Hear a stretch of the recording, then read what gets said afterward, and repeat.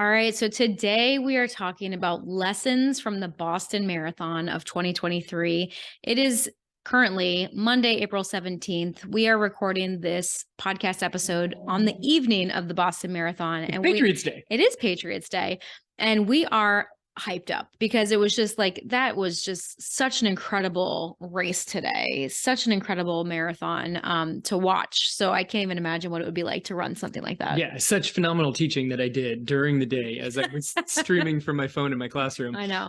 Kevin and I were texting all day long. And if you're his boss listening to this, which I know sometimes your boss does listen to our podcast. I actually was doing some quality teaching because they're taking a test tomorrow. So it was a good review day. Yeah.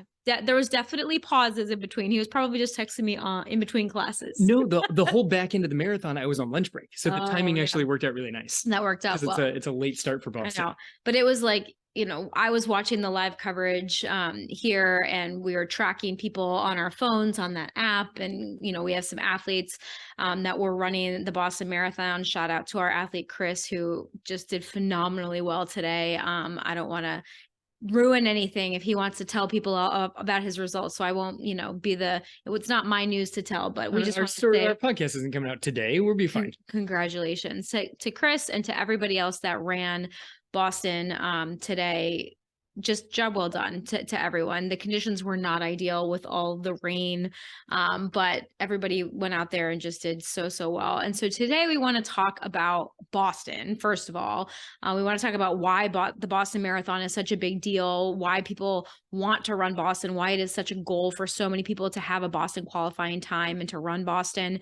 And then we want to talk about some of the lessons that we can pull away from today's performances from specifically the pros. I'm sure there were some amazing stories like with the non-elite athletes. Yeah, there are about 30,000 amazing stories. And unfortunately, ESPN doesn't cover all of those, but we do know what happened with the elite runners, specifically on the men's side. And today we want to really dive into that and take what we saw today with the elite athletes in the Boston Marathon and apply those lessons to us as real life runners, because there are so many things that we can take away from this as well. Excellent. I'm very excited for this one. I mean, any of the big major marathons, this one's tricky because it takes place on a Monday, so it's a little trickier to watch, but you get so many phenomenal stories and just such excitement in watching the races, which seems like it should not be the most exciting thing of watching people just run down streets of the big cities, but it's really exciting to watch. I know, which is kind of crazy because like before I was a runner, I would be like, why would people watch this? But yet as a kid, I guess I shouldn't say that, because as a kid, I really liked watching the Kona triathlon, the Ironman. Just because, but a lot of that was like them cutting to people's stories, in there as well. So, okay. So let's start off with, why is the Boston Marathon such a big deal? Everybody from Boston says it is. Yes, that's true. That is true.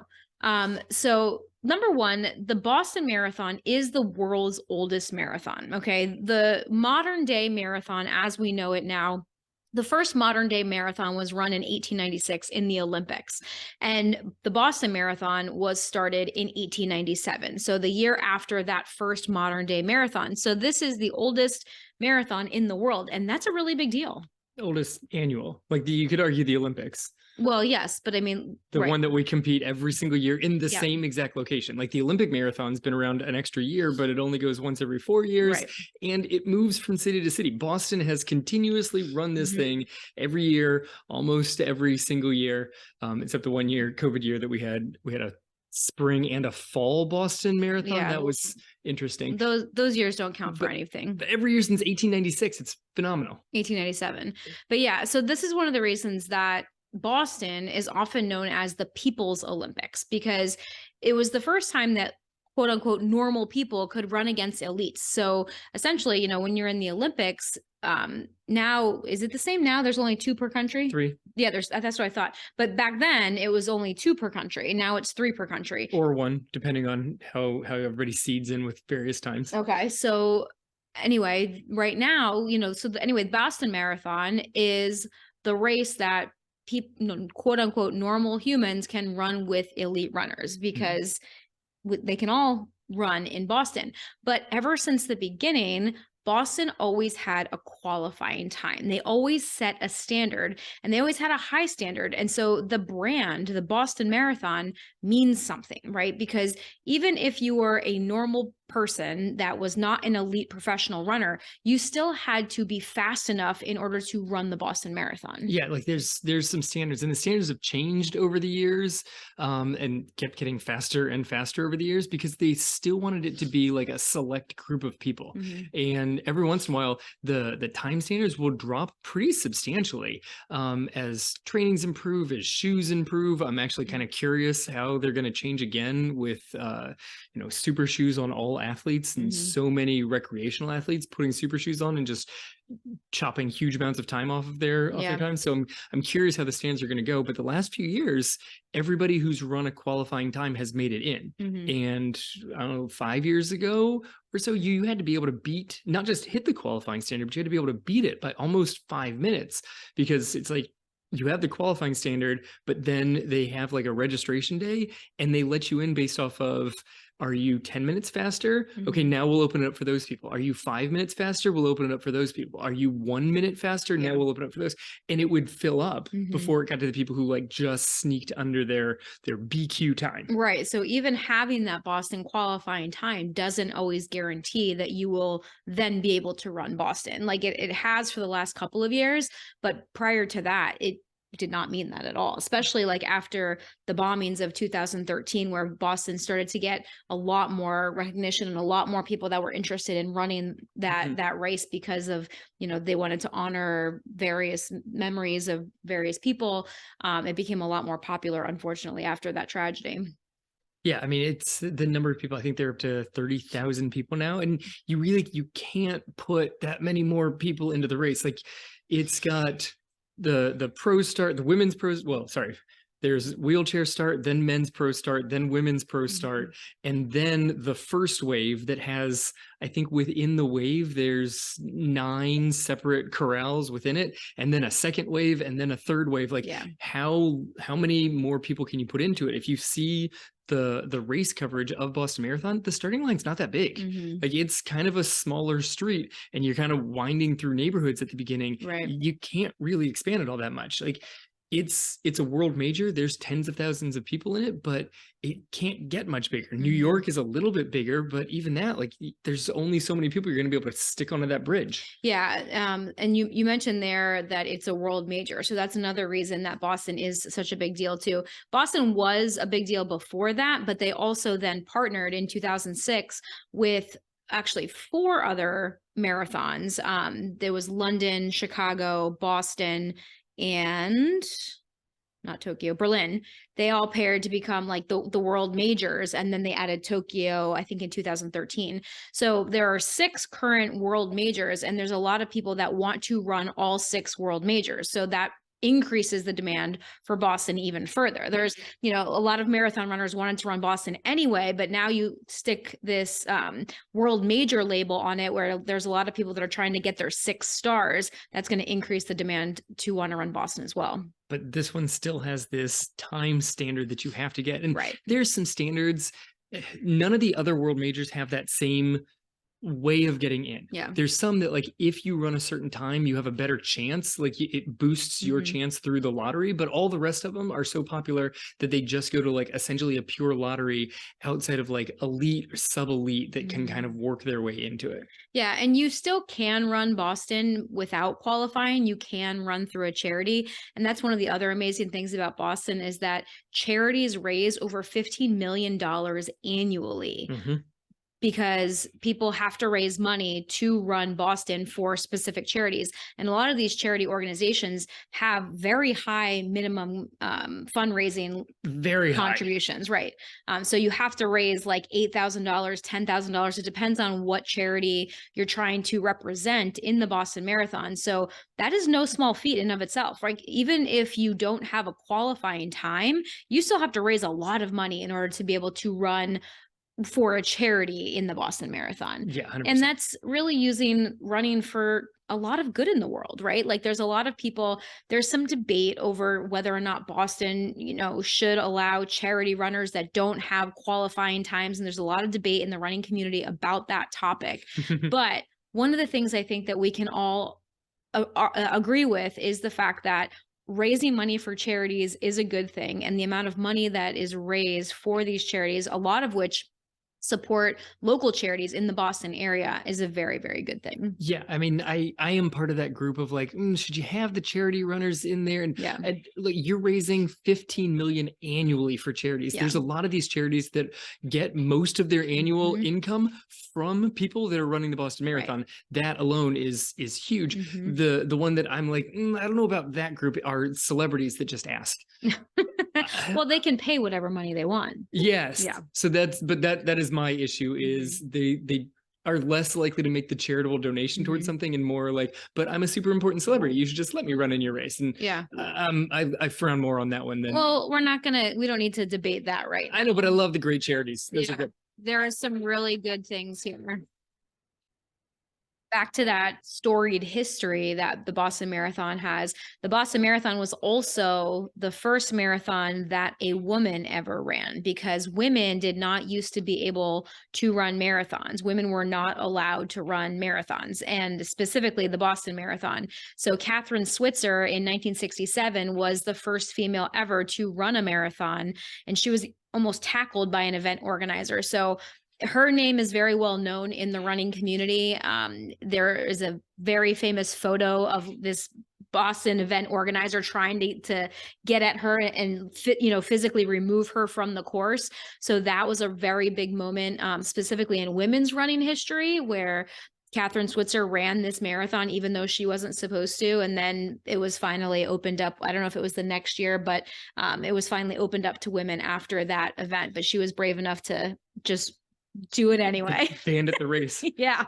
Yeah, that was a positive abandoning experience. Yeah. And I forget the name of them, but there were two guys, one that ran on each side of her. They essentially acted as bodyguards with full expectation that somewhere during the race, an organizer was going to try and pull her off the course.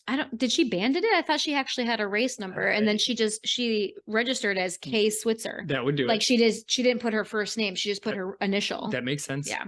So, and then finally, there's just amazing crowd support on the Boston Marathon course. It is just known that all 26.2 miles, you will not be alone. There will be people out there cheering for you. There's some very specific areas. There's like the Yale Tunnel. There's a lot of universities in Boston that the Boston Marathon runs by. So the amount of crowd support out on the course is absolutely, incredible, according to anyone that's ever run Boston. So that alone is huge, because that if you've ever run a marathon, when you have people there cheering, even if they're total strangers, it makes a difference. Like, it makes a difference when people are yelling at you from the sidelines and encouraging you when on those times where you want to quit. Like, just having another human there watching you is going to make you less likely to stop and walk. Yeah, and when it's not just another human on the sideline, but it's hundreds of people on both sidelines. Like, that final straightaway at Boston is a long final straightaway, but both sides of the road are about 10 people deep,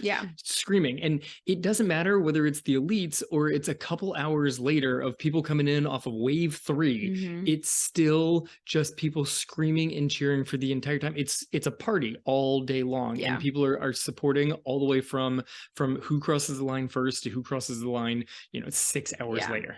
Yeah, so that's a little idea of why Boston is such a big deal. And I really wanted to put this in because I know that there's a lot of people out there that really don't understand it. Like, people, even inside of our running program, inside of our academy, like, that have asked, like, what does that mean to run Boston? Or what is it? Why is it such a big deal? Why is BQing a thing? Right. Why is a BQ a thing? And what does BQ even mean? Right. Like a Boston qualifying time. So hopefully now, if you weren't familiar with Boston, now you understand why it's such a big deal in the running community for so many people. So let's move on now to lessons from this year's Boston Marathon, because holy moly, that was just an incredible thing to watch. It was an incredible thing to watch. So let's start by talking about Kipchoge. Okay, so Kipchoge is I'm going to say arguably, but not really arguably. Like, most people, not a lot of debate. Right, not a lot of debate that Kipchoge is the best distance runner of all time. He is the GOAT. He is the greatest of all time. He was supposed to win this race, right? Everyone assumed he was going to win. he has won, like before the Boston Marathon, this year's Boston Marathon, he has won 15 out of 17 marathons that he's run. He only has lost twice. So everyone just assumed he was going to win this one. And he put it out there that he wanted to win all 6 marathon majors, and he had never run Boston before. And so this was one of the things that he had to, one of the boxes he still had to check. Yeah, I think 15 out of 17, I think one of them was his debut. Yes, one of them was his debut, and the other one was, I think, in 2013. The other one was London fairly recently. London. It was in 13 or 14, I think. I mean, let's also so it was keep in mind that Kipchoge's 38 and is going out there competing against people in their mid-20s. Yeah. Like, he's been marathoning for a while. He's not just like this marathon runner that came on out of nowhere and people are like, oh, he's phenomenal. Like, he used to be a 1,500 meter runner and a 5,000 meter runner. He excelled on the track and then took it off the track and started marathoning and is even better at marathoning. Like, it's insane how good he is, how consistent he's been, and how long he has been so good. Yeah. And so going into this race, there was so much hype around Kipchoge. So many people know this man's name. There were crowds all like following him around Boston. There were so many public appearances that he made. And so he was expected to win. And spoiler alert, hopefully you've probably heard this by now because this episode comes out on Thursday, but he did not win. He placed 6th overall in the race. And there is just so many things that we want to kind of get into here, because when you are expected to win, right? Like this kind of like when I was thinking about this and I was thinking and watching him do this, he still finished the race. He did not drop out. And there was a point in time where right after he started to fall back away from the leader pack, the announcers were like, oh, there's some rumors that he might be dropping out of the race. And it's like, oh, did he get hurt along the way? Did something happen? Because if you are the GOAT and if you are the greatest of all time and that it's expected to win in this race and you're not winning, everyone assumes that something majorly bad has gone wrong. Right. And it wasn't like a super terrible rain. Like this wasn't the rainy, cold sleet year, but it wasn't ideal. Like it was wet and slippery out there. It was raining off and on at various portions. At one point, it was fun. I listened to the announcers. They're like, "Oh, it's currently raining on the men's leaders," and then the woman who was also hosting, she goes, "It's also raining on the women." I thought it cracked me up. Like it's only raining on the screen on the left. But I mean, if they were in Florida, that might be true. And in Boston, because it's a point to point, like it's not a loop. Like you literally could run into like a rainy patch and then out of it. And so it's quite possible that he could have hit a spot on the road and like his leg went funky, if something went slippery. It was quite possible that something more catastrophic could have happened. And he fell, he twisted an ankle, he bent a knee funny. So that was possible. But you texted me, you're like, they're saying he might have dropped. And I'm like, if he dropped, he had to have been hurt, because I don't think he has it in him to pull out because it's not going well. I just don't think that's in him. And I think that's one of the things that makes him the GOAT. This is one of the things that makes him the greatest of all time, because so many elites, when the race isn't going their way, they just stop. They just pull out of the race and they DNF. They don't finish because it's not worth it, because of the way that a lot of elite professional runners' contracts are written. They get certain bonuses for finishing at certain places, right? Like if they win, they get a certain contract bonus. If they get second, third, fourth, whatever. If they are first in their country, they get a certain contract bonus. There's lots of bonuses built into first from their particular shoe company. Right. So there's a lot of bonuses built into their contracts with their sponsors. And so for a lot of these runners, it isn't just about running. It's their way of life. It is their bread and butter. It is what the way that they make a living. So if they can't finish at the top and get those bonuses, it's not worth putting their body through the wear and tear of finishing that marathon. So a lot of elite runners are like, well, if they're, near that halfway point or near that 20-mile mark, and they know that they're not even close to hitting some of those bonus numbers that are stated in their contract, they'll just end the race. Right. And it kind of varies. And it's really very much how the contracts are written, and contracts are kind of changing a little bit. Because part of the aspect of what makes athletes amazing athletes is their ability to connect with people. And so, while I am sure Eliud Kipchoge has some bonuses based off of certain places, it's not like if he doesn't finish in the top 5, in the top 3, he's going to lose his contract. Right. And Like, anyone would be happy to pick him up. like he's an icon of the sport. Whereas some other people, at least it used to be this way. I think it's less so. It's starting to shift. There's a beginning of this shift that if you can show that you're worthwhile to the company, even if you're not finishing in the top 5, that if you're still worthwhile, if people are connecting to you, people are like, oh, well, I've got this social media following. Right. It's like, oh, well, that's important also because people trust you, even if you're not finishing in the top 5. Right. So, that's an aspect to it. Yep. But just on a personal level, he was supposed to win. And then partway through the race, kind of late in the race, somewhere around like 1920. It's before it got to the really bad hills. It got to the part where it started to climb, but it was not the big climb of Heartbreak Hill at 20. It was as it starts through the rolling section of the Newton Hills, which is a whole big stretch of the race. He just started falling off the back. The leaders started pushing the pace, and it was kind of subtle at first. It's like, did he just move himself to the back of the pack? And then he was a couple steps off the back. And then he was out the back of the pack. And the announcers are like, it looks like Kipchoge is slipping behind. Yeah. What's going through his head at that point? Because he'd run so many races where it was in the exact opposite position, where he put his foot on the gas and everybody disappeared around him. Yep. At this point, someone else hit the gas pedal and he tried to hit his gas pedal and it wasn't there. It didn't go. So what do you do? How do you keep pushing when you've got 7 miles to go and you're watching the crowd pull away? Yeah. And especially when you have that expectation, kind of going back to this idea of expectations versus reality.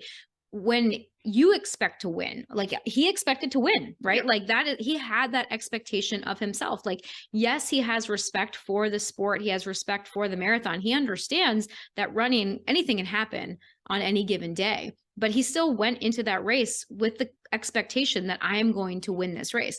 I guess the announcers were talking that he had been talking about setting a course record like in a couple weeks prior. Sure. And he kind of stopped talking about that part of it and just talking about how he wanted to go out and win this race. So his focus kind of shifted a little bit, but he was still expecting to win. So that's what I really would like to know is like, how do you keep pushing on when your reality is not meeting your expectation? And I think that is something that we as real life runners can all relate to. We all sometimes have ideas in our head of what should happen or what we think might happen. And when our reality doesn't meet that expectation, how do we keep going? How do we keep putting one foot in front of the other? How do we keep pushing ourselves? It's because it's not like he just fell back and stopped pushing. Like he kept pushing himself. He ended up in 6th place, right? Like that is still very, very respectable. Right. Because when he initially fell off the pack, at one point he was in 9th place. Like he got dropped out the back and then he had to recompose himself during a difficult portion of the race. Like as you hit the hill, you've now lost contact with the pack and you're about to hit the biggest hill of the race. Yeah. Like you really have to bring some focus to there. And he was able to get up the hill, down the other side of it, and put himself in the best showing that he could on that day. I think is probably the best way to say that. And it wasn't a win. It wasn't what he was hoping for. He wasn't the only one standing there on the starting line saying, I'm going to win today. Right. I think that there were plenty of people standing there on the starting line. Yeah, like Evans Chebet, the defending champion. Like the poor guy looking down with the number 1 on his jersey, and everyone's like, "Ooh, well, let's see how fast Kipchoge runs." Meanwhile, Evans Chebet's sitting there like, "Hey, you guys remember last year when I broke the tape?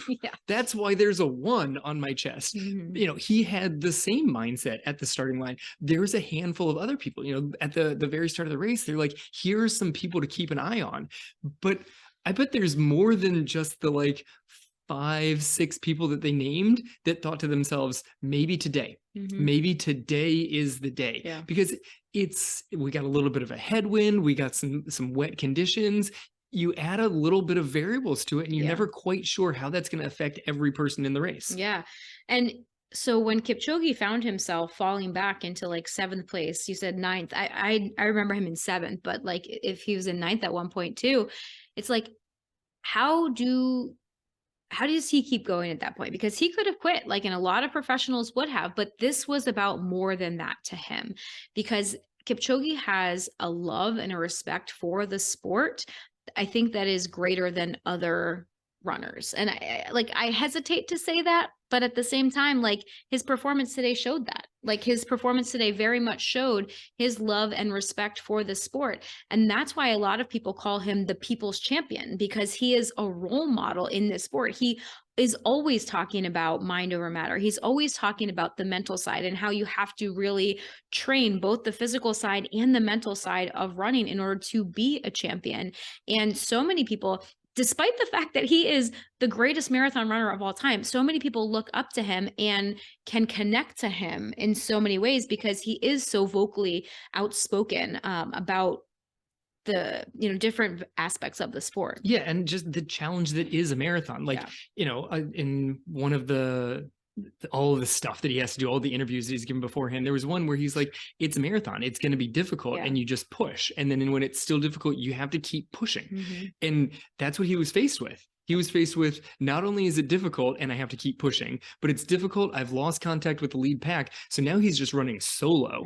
Like, a lot of the people who are, many, many minutes behind him at least have dozens and dozens of people around them. Right. Don't get me wrong, the crowd is still screaming for him, but they're probably screaming after they pick their jaw up off the ground of like, wait, how come he's not in front anymore? They're still screaming. I'm sure they're still going nuts for him, but it's gotta be like a little interesting. Like, how are we cheering for this guy? Like, is he doing okay? I'm curious how enthusiastic they would have been versus if, it had what many people were guessing was going to happen, where it's going to hit the hills. I bet he comes off of the hill and hits the gas pedal and just blows everybody away on the last 5 miles. Yeah, it all is very interesting. But, I think that it's one of those things that we can all relate to as real life runners is like, when things aren't going our way, what is going through our head, right? Like, what do we say to ourselves in those moments? How do we keep pushing? How do we keep our foot on the gas pedal, even though it quote unquote doesn't matter to other people, right? Because yes, even though it doesn't matter, like it's what we talked about the other podcast, where it was like, it both matters and doesn't simultaneously. Yeah, but especially when you're Kipchoge, like people argue that it matters a lot more for him versus, Joe Schmo from down the street. What does it really matter if he hits that goal time or not? I mean, but it matters a whole lot to Joe Schmo. The thing is that, like, it reminded me of, as we like to on so many podcasts, reference one of my favorite coaches is Steve Magnus out there. I saw just a little while ago on his Instagram, he had a great quote that said, "Competing when you are in the race or you have a shot is easy. Being a true competitor is being able to put out the same effort even when you're losing, and there is little hope of victory." And that's what sums up the other 30,000 people in it. Like, how many people ran that race with no shot of victory? Elite men take off at 9:37, and then the first wave takes off at 10. One, they're going to run it in like 2:10-ish, maybe faster if the conditions work for them. And you're giving them a 23-minute lead. So if you're starting at 10, you're not winning the race. So what is it that allows you to keep going? That's where the true competitor comes in. Are you going to be able to continue to put in that same effort? He put in the same effort. The times didn't correspond for Kipchoge on today's race, but I think the effort was still there. I think he was still pushing. I think he was waving to the crowd down the final straightaway, because I pulled up his splits. As he should. I think at some point it was like, all right, today's not my day and I'm finishing 6th, so I'm not going to like full-blown absolute sprint down the final straightaway. I didn't see him waving though. But I don't think he really, I don't think he coasted. I think he was still running really hard. Well, and I think that I'm glad that you point that out for us as real life runners, because you can say this about Kipchoge here, right? Like, you can say competing when you are in the race or have a shot is easy. Being a true competitor is being able to put out the same effort even when you are losing and there is little hope of victory. Because at some point he saw victory run away from him. Yes, he did. Right. And he knew he was not going to win. Yeah. Right. And so that's one thing. But we as real life runners, we know, a lot of us, that we're not competing for first place. We're not competing. Victories slide away as soon as the gun is shot. Yep. So we're not competing to place. We're not competing to try to win the race, but we might be trying to compete against ourselves. We might be trying to compete against the clock. And when we see that the race is not going the way that we want it to, and we see that time slipping away, are we still able to keep pushing? Are we still able to rise up and be that competitor and still give it our best, even if we're not going to hit our goal? For Kipchoge, it was winning the race. For some of us, it might be hitting that Boston qualifying time. It might be running under 2 hours for your half marathon. It might be running 30 minutes for a 5K, whatever that goal is. Can you keep pushing even if you might not get that goal? Yeah. I mean, that brings me back to like thoughts on like our own cross country team of the people that we talk to the kids all the time. They're high school kids. They've always got this number in their head. I hope that I hit that time. And I'm like, okay, but it's pouring rain. We're hoping to squeeze this race in on a sloppy, muddy course when the lightning alarm stops going off. Maybe today's not the day, but in their head, they're like, no, I've got to try and hit that time because I ran this time 2 weeks ago and then I took another 30 seconds off. So I should get another 30 seconds. I'm like, you got to go out there and just know that you're going to push yourself. And if I yell out your split at 2 mile and you're off of pace, that doesn't mean that you can coast in. You should still be out there pushing really hard and grinding for yourself. And the last thing that I was thinking about as far as like expectations versus reality is that a lot of people expected Kipchoge to win because they think he's superhuman and he can't be defeated. But in reality, we all have good days and we all have bad days, and we're all susceptible to racing because Kipchoge is human just like the rest of us. And I think that that's a really relatable thing that I wanted to just point out, that like, yes, he is the greatest of all time. Yes, he is a phenomenal marathon runner, but even Kipchoge has bad days. And I feel like this performance today just made him even more relatable and even more likable in the running community. Yeah, and he was remarkably likable beforehand. Yeah. But the fact that he finished it and then he puts up, and I don't know how much he writes his own Instagram versus other people, but he thanked all of the competitors. He thanked the crowds. Like he respects all of these races, not just like respecting the distance of the marathon, the race of the marathon itself, but he respects the Boston Marathon for what the Boston Marathon is. Like he gets it. He could have never tried the Boston Marathon because there were a lot of people out there like, yeah, he's the greatest, but he runs these very flat courses and just goes so super fast. What's going to happen if he gets hills? Yeah. He didn't have to answer that question. He never needed to run Boston if he didn't want to, but he gets the importance of Boston. He gets the history behind it. And so he wanted to give it a shot, knowing that today's outcome was a possibility, that maybe the Boston course is not perfectly set up for him, that it may make him, even on a good day, look a little bit more human. And I just don't think that he had a good day on top of that. Yeah, I think there was several things. And looking at this from a coaching perspective, there's a couple little logistics that I just we were coaching Kipchoge. Yeah, let's wait for that phone call. I'm not going to hold my breath. But here's the thing. So I was also thinking about this from a coaching perspective, because one of the big things that we talk about with our clients and here on the podcast as well, for all of you that we coach unofficially, because if you're listening to this podcast, I hope that you think of us as your coaches. Like, even if you are not a part of our program, even if we are not your official coaches, like, that's what we're doing here. We're trying to help you be a better runner. So we are part of your coaching team, even if you have another coach. I mean, I have a lot of coaches and a lot of mentors that I've never paid before, but I take their advice and it helps me to become a better human or a better business owner or a better runner or a better mom, like so many other things. So from a coaching perspective, and granted, I don't know all the details, but what I do know, his schedule in the days leading up to the Boston Marathon was absolutely packed. He was doing so many interviews and so many appearances. His day was packed. And I've heard that from multiple people that were like, in the press arena and whatnot. And it's like, this really points out this idea that your life plays a role. And he's experienced that before. Like, he's, as a professional runner, this is part of the job. He knows that he needs to make these press appearances and whatnot. But your life plays a role. What you do in the days leading up to that race plays a role.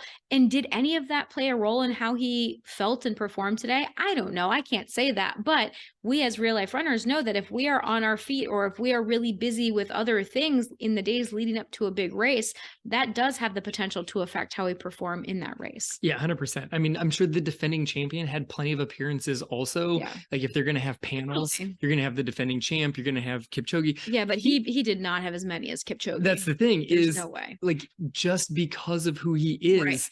everybody wanted the panel. And Of maybe course. before that, different interviews that he was doing, that the defending champ, who rightfully showed up at the race thinking, I'm going to win it myself, probably did not have as many experiences. Yeah, the press experiences, different panels that he needed to be on, different places that he was expected to be. So yeah, maybe that played a little bit of a role, and that definitely does play a role with all of us. You know, you go on a destination race, you're trying to figure out like, well, where do I eat dinner? Just the stress of trying to figure out where to eat dinner is an extra decision that you have to try and figure out. You're trying to coordinate all sorts of like, you know, how do I get to the starting line? How is my friends and family going to see me? You know, he didn't necessarily have to figure that out because, you know, they're just going to watch on the stream from like the camera on the lead cart is what they're going to do. But all of these things build up extra stresses around us. So as real life runners, it's helpful to try to reduce as many of these stresses as possible to try and reach our potential. Well, and what did that feel like to have a police escort with you everywhere you went? Yeah. Right? Like he had like 4 cops around him at all times, right? Like, I mean, as much as that is there to help you feel safe, like I feel like that does add a little bit of stress, right? As well. I don't know. He seems remarkably laid back at all He does, times. but who knows what he's actually feeling and experiencing too, point. Right? The other thing I was thinking about too is that he never ran the course before. And this is one of the things that the announcers pointed out that I found interesting is that the top 3 runners that finished in the top 3, they all had run this course before. And so that really points out this idea of prior experience and how important it is to have prior experience in really all situations, definitely in running. Like, is it, you know, are you probably going to be better prepared for your second marathon versus your first? Yes, right? Like you don't know what you don't know going into that first one. Your second one, your third one, you're going to be better prepared for that. And Boston is such a unique course that, you know, they were talking about how Kipchoge, he drove the course, right? Like he did virtual reality stuff on the course, but he never actually ran the course. So he didn't actually know what it was like to run Boston. So how much of a role did that also play in his performance? Yeah, very much. I mean, another specific example just in that is the top American that finished 7th. It was Scott Fauble. He's run this course. I think this is his 4th Boston. He's finished 7th 2 other times. He's finished like 7th. He had a bad race on one year, and then he finished 7th again. Yeah. Ridiculous. He knows the race so well. He doesn't get caught up in the excitement of the opening miles where people tend to push it a little bit fast. He's like, no, I'll be back here. I'll catch everybody on the back half when the hills start really rolling and people start falling apart a bit.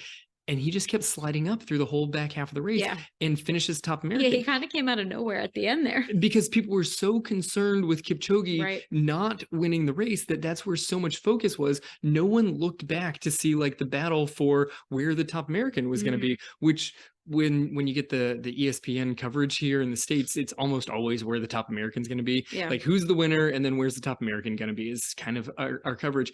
And they completely skipped over that. They totally did because it was all about Kipchoge. Right. So he just kept doing his thing, which is what he's done for years, which is why he's one of my favorite athletes to follow because that's what he does. He doesn't care if you're covering him or not. Scott Fauble is going to do his thing, which is patience at the beginning, work his way up, have another major marathon top 10 finish because it's what he does. That's very cool. So that is a lot about what we took away from Kipchoge's performance. And now I want to kind of move on to who actually won the race, which is who is a man named Evans Chebet. Now, like we already said, he is the defending champion, right? He won the race last year, but yet no one was talking. I shouldn't say no one, but most people were talking about Kipchoge in the race and not a lot of people were talking about him. So how does that make him feel, right? Like in leading up to this race, like you would think people would talk about his performance and like how he's coming back and he's defending champion, right?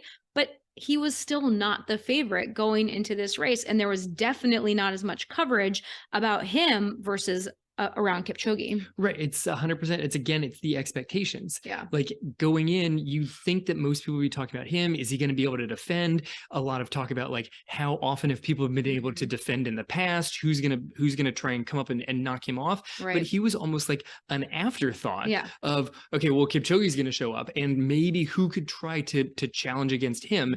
And people would mention Chebet in that aspect. Yeah. But it was almost of who might be able, out of the group of people, out of this cluster, who might be able to step up and knock off Kipchoge, as opposed to, do you think he's going to be able to defend? This is the reigning champion. Who might be able to knock him off? Yeah. It went the other direction. How does that hit his mind frame? Yeah. Yeah. It's so interesting, right? Like, and it makes me think about like this idea of being overlooked, right? Being the underdog. And does that help or does that hurt your performance? So when we watched his race today, Chebet just went out and ran his race. He executed his plan regardless of the competition, I think. I mean, who knows? You know, I don't know his specific race plan, right? Like, was it like, I'm going to keep up with Kipchoge for X amount of time? Or was it like, no, this is what my plan was. Yeah, this is the plan. But it looked like, because it was him and his training partner, like the two of them, his training partner ended up finishing third place. What was Kiptogru? I forget his name. Sorry. I probably should have looked that up, but he and his training partner were 1-2, and like they were in the lead pack with Kipchoge the whole time. And the two of them went, you know, well, actually another guy came in and he actually started the kick at like mile 19. Yeah. G'day. It's Gay, right? Gaey, I think. Yes. I was teaching math through most of the announcements. I'm really bad on the names because honestly, I was teaching geometry. But he actually started the kick, and then Chebet and his training partner went with them. So like the three of them started to pull away. Then it was like the four of them. I think there was like 5 in the lead group. Yeah, there's Kipchoge was not in it, right? And so anyway, then the two of them just started to go off. So it was clear that the two of them kind of had a plan. Yep. And they were like, all right, we're going to do this. We're going to do this together. And the announcers were kind of talking about like, at what point do you make that switch of we are teammates working together to we are now competing against each other? Late in the race. Right. And that was kind of what the one announcer said. He's like, at some point you just kind of know, like, there's just kind of this understanding that like now it's kind of, you know, we're each going to try to win this race. Yeah. I mean, that was probably Keflezighi coming in with that very knowledgeable experience of being in these situations where, you know, in Olympic races, you're going to use your teammates to help race against you. In these huge world majors, you're going to use your teammates to try to help put you into positions. But at some point in time, and it's not going to be stated, you're not going to turn to the person and be like, okay, now we're racing. Right. Like it's just going to happen. And it's going to be maybe not the kindest move because you know each other so well. Like, you know your teammate. You're like, ooh, if I push right here, that's a weak spot for them. Like that might be like, you know them mentally probably more than anybody else in the race. Maybe physically you've watched some other people run some things. You've got a guess as to how you might try and knock them out. But these guys, they train together all the time. They definitely had a plan of this is what we're going to do for ourselves to put ourselves in the best position to win. And as we get towards the end, one of us is probably going to try and just take the other person down. That's what happened. Yeah. So when you're in a race, are you able to go out and run your race regardless of who's around you, right? Are you able to execute the plan that you came up with or that you and your coach came up with and not be influenced by what else might be happening? Because there's a lot of races that go out fast and people will just kind of go with the flow and go with the crowd and just abandon their race plans, and they end up suffering for it in the end. And Chebet is a fantastic example of, regardless of who the competition was, this is my race plan. I'm going to go out, I'm going to execute this plan. And it ended up winning him the race. Well, I mean, he had the same kind of experience last year. The American runner, CJ Albertson, for the last couple of years has said, all right, as soon as they shoot up the starting gun, I'm going. And he has just taken the race out. I think he finished like 12th this year. But he goes flying. And last year, he got such a gap on people. But Chebet ended up winning. never on his face did it look like he was nervous that they were Right. not going to catch the guy in front. It was like, this is the pace that I'm planning on running today. This is the effort that I'm going for. And if I do that, the race should work out in my favor. Right. And so that's what he did. He didn't worry that someone else decided that their best race plan was really booking it for the first 6 miles and then hanging on through hills. Yeah. He said, no, this is my best plan. And so I'm going to do that because my plan is most likely to win it for me. Yeah. So are you able to trust your training? Are you able to go out and trust the process, trust the plan, like trust what you've decided or what you and your coaches have decided to do and not be swayed by what else is going on? I think that's a huge lesson for us to take away as real life runners. And also this idea of, being overlooked and having people not believe in you or not give you the attention that you might deserve.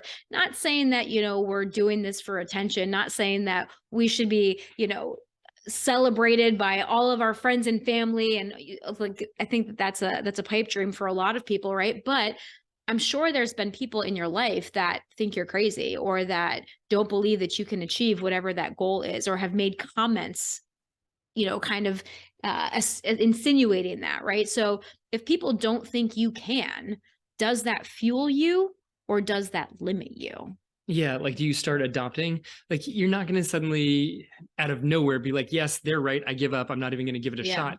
But those comments coming from the outside saying that maybe this is a bit crazy, maybe that goal is too much, I'm not sure that you can actually be successful. Yeah, do you really think you can beat Kipchoge? Like, why don't you dial down the goal a little bit? Right. Like, look, Kipchoge's going to be on the line. Let's talk about racing for second place. Right. That's not what it needs to be. But, well, that was maybe Evans Chibet discussion with his coach of not even thinking about racing for second place. The rest of us are here also, where it's like, okay, I have a goal time. I want to break 2 hours in the half marathon, the numbers that we love to talk about all the time, sub 2 in the half marathon, hitting a Boston qualifying time for a marathon. Like, these numbers that people put out there, they most likely have some friends and family that are like, well, that seems a little ludicrous. And if you hear other people tell you that your goals and your dreams are ludicrous enough, you're going to start saying that a little bit in your head. Or can you reverse it and say, all right, you think it's ludicrous. I think this is perfect because that's my goal. And that's what I'm going to chase after. And you thinking that I can't just tells me even more I'm chasing the right goal. Yeah. Like, watch me. Yeah. Right. Watch me. Like, can that be your response? Like, if you have people in your life that aren't supportive or are making you question things, can you respond by saying, oh yeah, watch me. Right. Like, I mean, I feel like that's a little bit, I mean, I don't know Evan Chibet, but I feel like there's had to be a little bit of that in his head as well. I feel like almost everybody, like when you're performing and competing at that level, everybody's bringing a little bit of a chip on their shoulder of I am the greatest person here. Especially as the defending champ. You can't compete at that level and not think that you are one of the greatest athletes in the world. Otherwise, you won't be able to hang on. You won't be able to hang on through 5K, let alone 26 miles. Like, it's just, you're not going to be able to do it. You have to have that level of self-confidence. Yeah, absolutely. So, when I think about this, when I think about the marathon and there's just a couple other little lessons that I shouldn't say little because they're all really big lessons that we can take away from this that are not specific to a certain runner. And one of them is what you can control versus what you can't control. So we can control some aspects of the race, like our effort level, how much we're willing to push ourselves, our focus going into the race. But there's a lot that we can't control, right? And this is one of the things that we say, like, even if you think you have the quote unquote perfect plan, you can't control what happens on race day. You don't know exactly how your body is going to feel. You don't know exactly how your body is going to respond.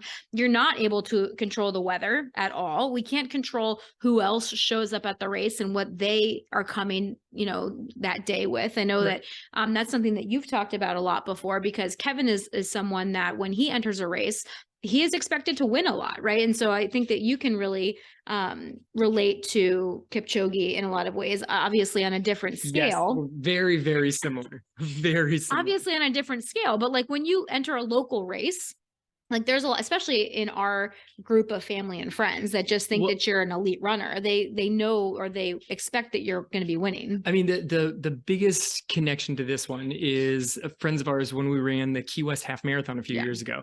There were friends that came down and were watching it, and we were out to dinner the night before, and he said completely jokingly, but this was the statement. He goes, "I didn't drive all the way to Key West to watch you not win the race."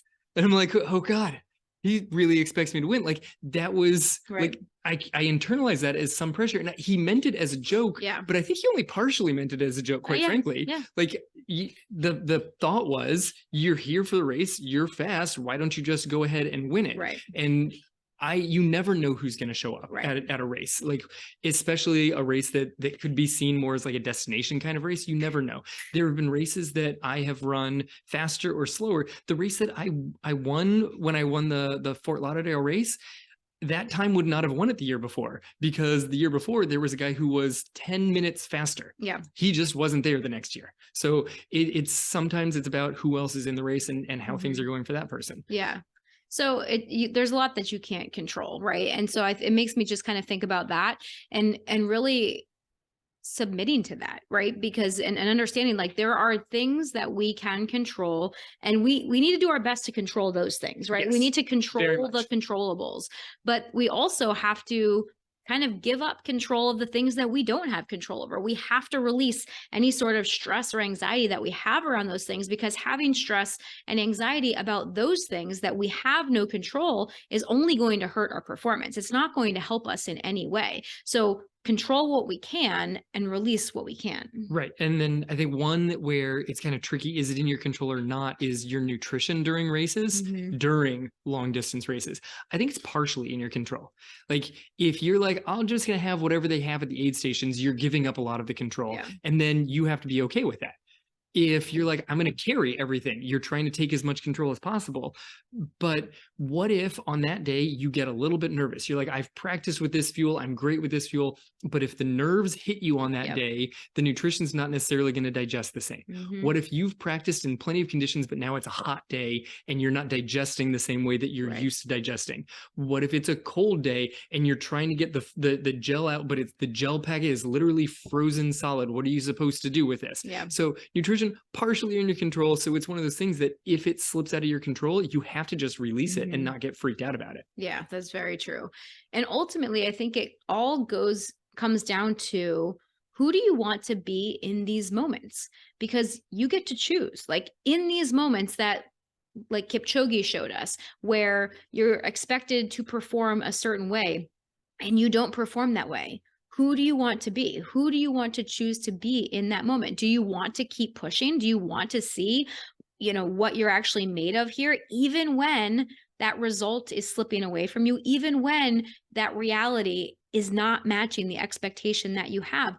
Who are you in that moment? And that's one of the things that's so beautiful about running, is that it reveals these things to us. Running is an avenue. It is a way for us to start to see how we want to show up in the world, and to not only see how we are showing up, but consciously choosing who we want to be in those moments. I think that that's one thing that a lot of people say is like, oh, like running will show you who you are, or running will reveal these things to you. I think I just actually said it a couple sentences ago, right?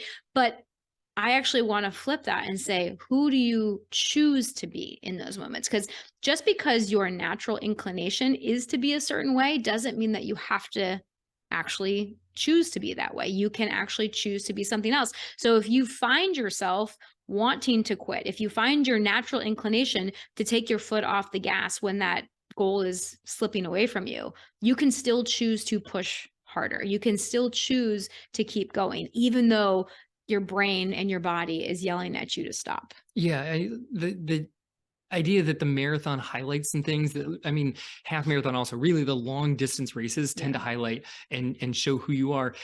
Not necessarily because you're out there for so long. I think it forces you to forks in the road where that decision is in front of you. Yeah. we've got all the decisions in your life are forks in the road, but we go through a lot of these decisions on autopilot and don't realize that we have the choice.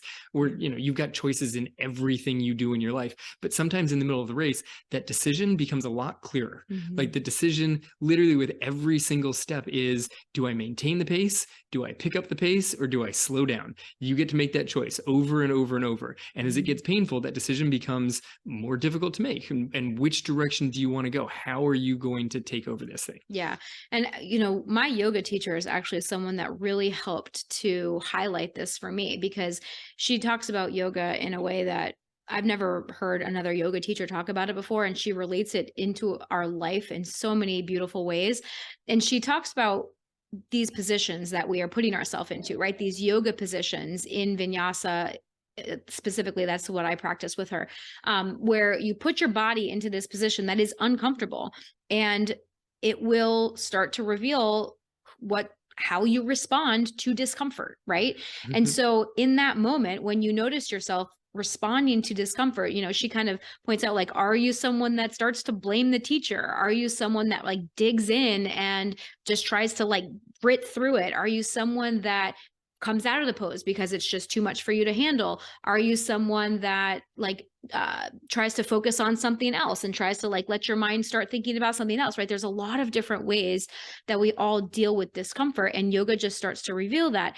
But then once you start to see where you're naturally going, you then get to choose, right? Because like, it's funny, when I first started to do yoga with her, I would like, and I mean, I remember this back from my days of like doing Taebo in college, like where Billy Blanks would like start to, we're talking way back, right? Or like you do like the home exercise videos, and I'd like yell at the TV sometimes, like, you forgot about us. And here we are doing like 20 repetitions on this one size, right? And I would get mad at the teacher, at the TV, right? I would get mad at the TV. Yes. At the TV. And this person that I have never met before in my life. We did 10 with the left. How come we're at 25 on the right side? This is not okay. It's not okay. Right. But it's like, so when she pointed that out, I was like, oh, that's so interesting. Okay. Well, who do I want to be in this moment? Right. Do I want to dig in? Do I want to like be kind to myself? And even that can change from day to day. You don't always have to show up the exact same way. There are some times where in yoga or in running, I will choose to dig in and push through. And there are some days where I'm like, today's not the day for me to push. Like, it's going to be the kinder thing for me to actually pull back and not push myself through that, and just like actually listen to my body and take child's pose for a couple of breaths. Sure. So, I mean, that was Kipchoge's point of like, how much should I keep pushing? Yeah. He gave the race and his competitors the respect of continuing to run the race. Because there's an aspect of like, he could have grabbed a calf and been like, oh, nope, my calf. And so then did the other people win, or did Kipchoge tweak his calf? Yeah. Like, did that happen? It takes away from their win. Wow, I never thought about that. It's disrespect for the opponent. If you fake an injury, then you didn't lose. That person didn't actually beat you. It totally does that. From the flip side, you've got Chebet's outlook of not getting the credit that you think that you deserve. Yeah. Do you use that to put yourself down because no one else is giving you credit, or do you use their lack of credit to actually push yourself and boost yourself forward? Exactly. So, when a race doesn't go your way, are you able to stay in it and not give up? Are you able to give your best on that day? Are you able to see the bigger picture here? Are you able to have that love and that respect for yourself, for the sport, for your competitors, which I love that you just brought that in. I hadn't even thought about that aspect of it. It's the DNF. And I don't want to dive into this too much because the podcast is going pretty lengthy here, but like that idea, sometimes DNFing is appropriate. If there is a legitimate injury and you are hurting yourself, DNFing is a solid outcome for many people. The pros that take it because they're not getting the bonuses, that's a little sketchier, but to fake an injury from the top, to say, well, I didn't lose, my competitors didn't actually beat me, I got hurt on this day. I think it disrespects the race and disrespects the competition. That's really interesting. So like you said, this is kind of a longer episode, but there was just so much that we could take away. And we wanted to help you understand that the elites are like us in so many ways, and we can take so many lessons away from the elites. Even though the number on the clock is a little bit different, they are still humans also, right? And they are still grappling with the same physical and mental struggles that we do in our running as well. And regardless of your training, it still has to be your day sometimes. Like, today was not Kipchoge's day, and that made a lot of people really sad because a lot of people wanted him to win, including himself.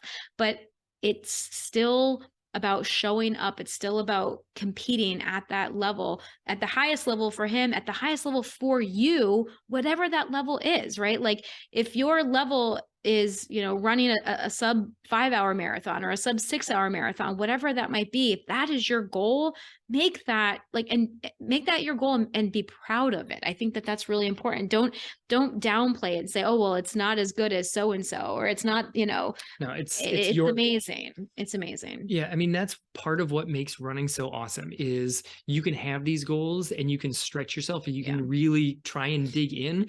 And sometimes, no matter how well prepared you are, running will humble you to your core. Yeah. It's like, oh, I've got this thing locked down.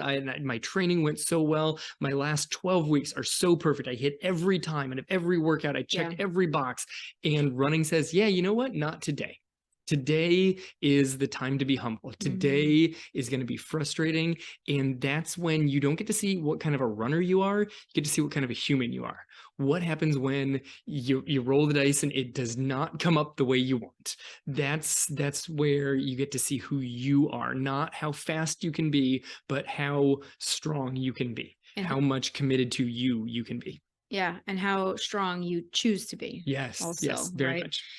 And so I just want to end this with the quote that Kipchoge came out with after the race, where he says, and I quote, "I live for the moments where I get to challenge the limits. It's never guaranteed. It's never easy. Today was a tough day for me. I pushed myself as hard as I could, but sometimes we must accept that today wasn't the day to push the barrier to a greater height. In sports, you win and you lose, and there's always tomorrow to set a new challenge."